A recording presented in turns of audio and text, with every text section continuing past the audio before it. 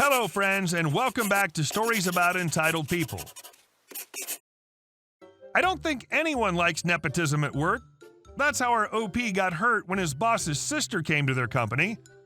Well, let's see how our OP got out of the situation. But before we begin, don't forget to subscribe to our channel if you're new here and turn on notifications so you don't miss a new video every single day. Here we go. My response to nepotism at my workplace.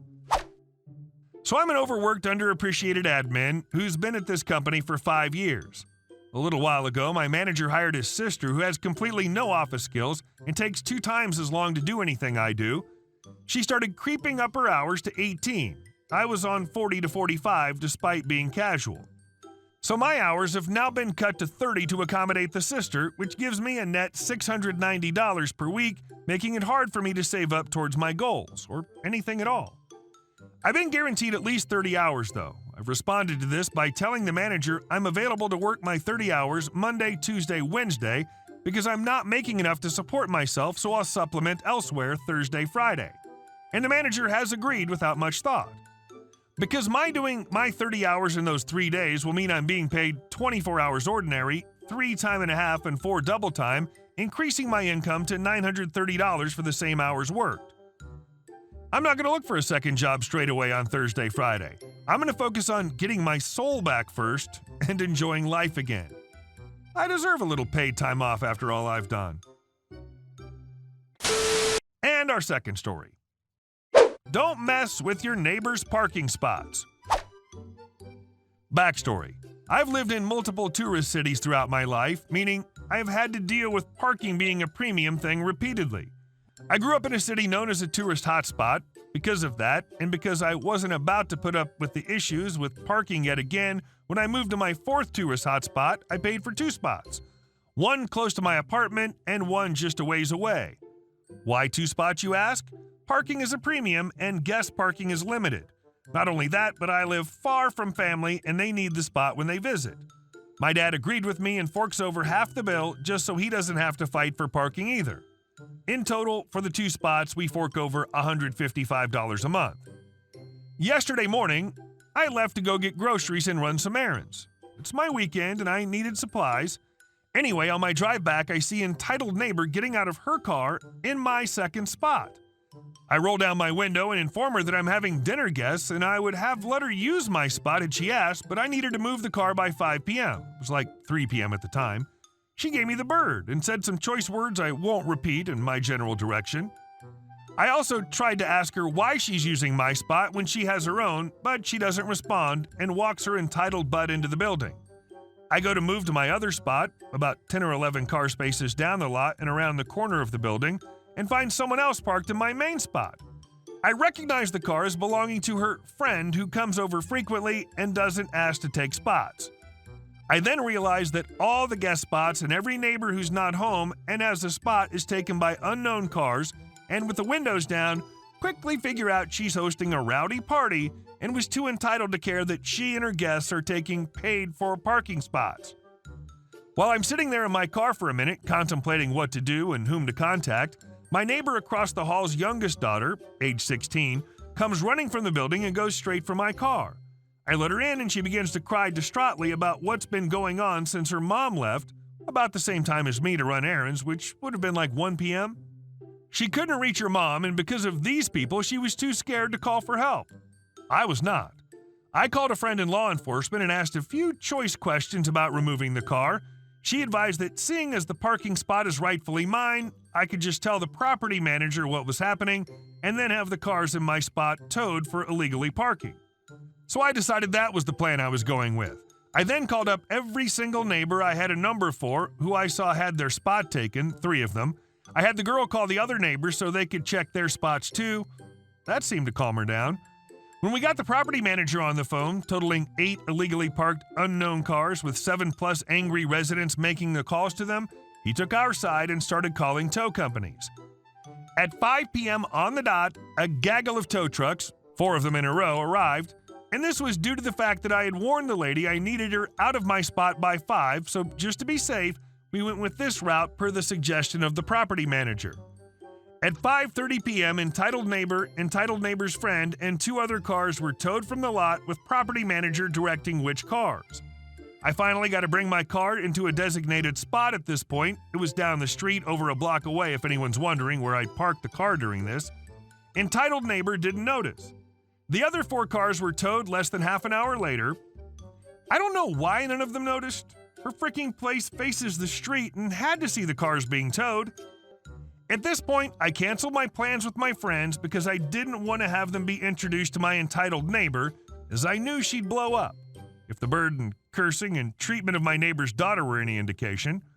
Somehow, 3 neighbors, property manager, and property manager's brother, who lives at the far end of the complex in another building, ended up at my place, and we chowed down on some pizza neighbor across the hall picked up on her way home.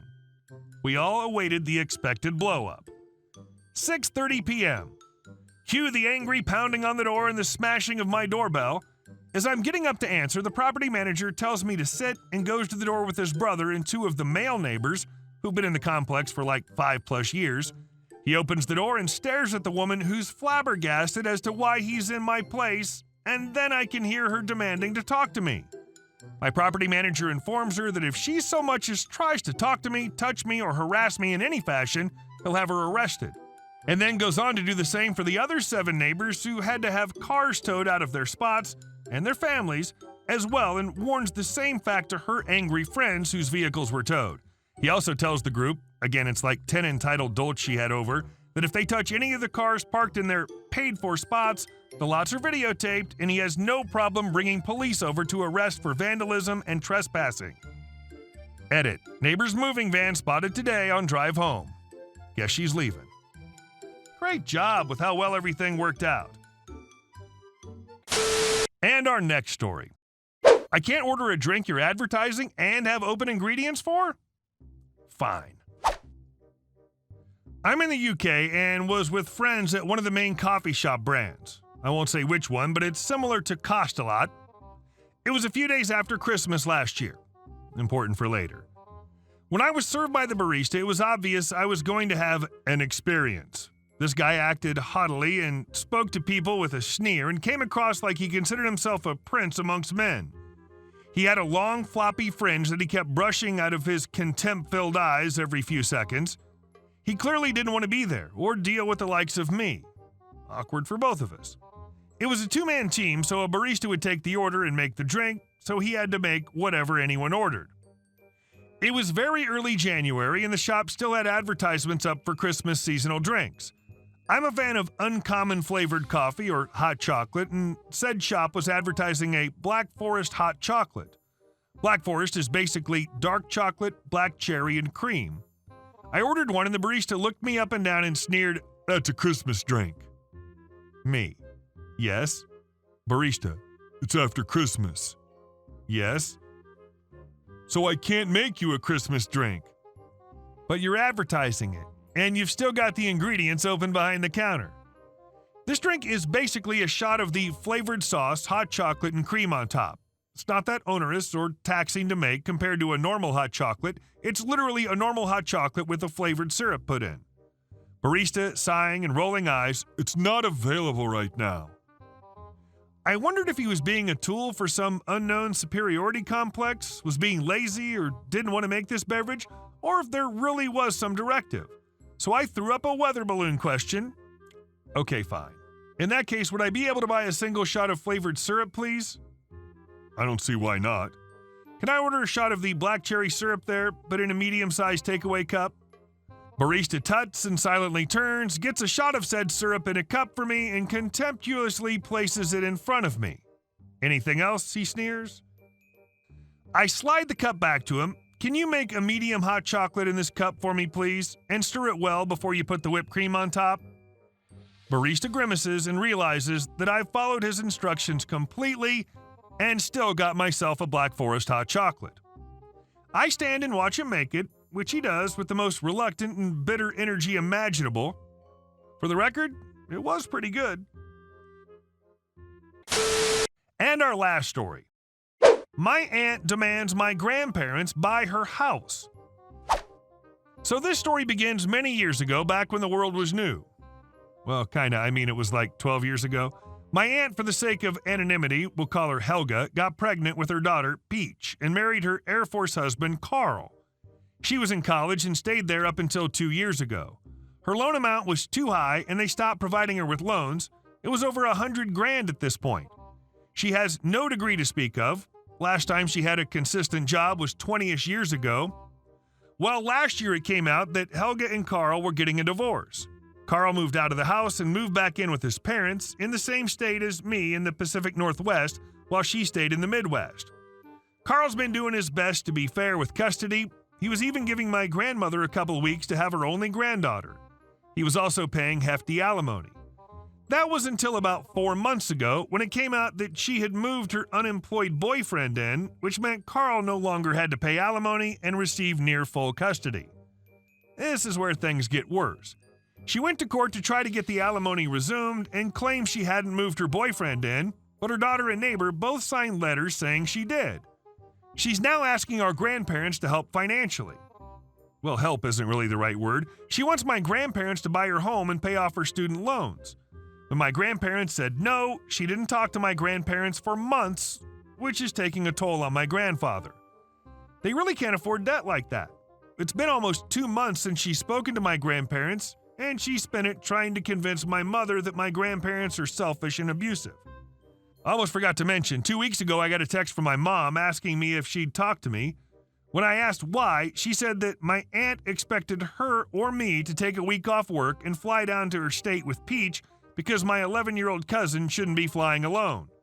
She expected us to pay for a round-trip flight for whoever went down the first week of July and the second week of September, the week before Peach goes back to school. She's beyond help or reason and has no idea how the real world works. Hey guys, thank you all for watching the video. I'll see you in the next one.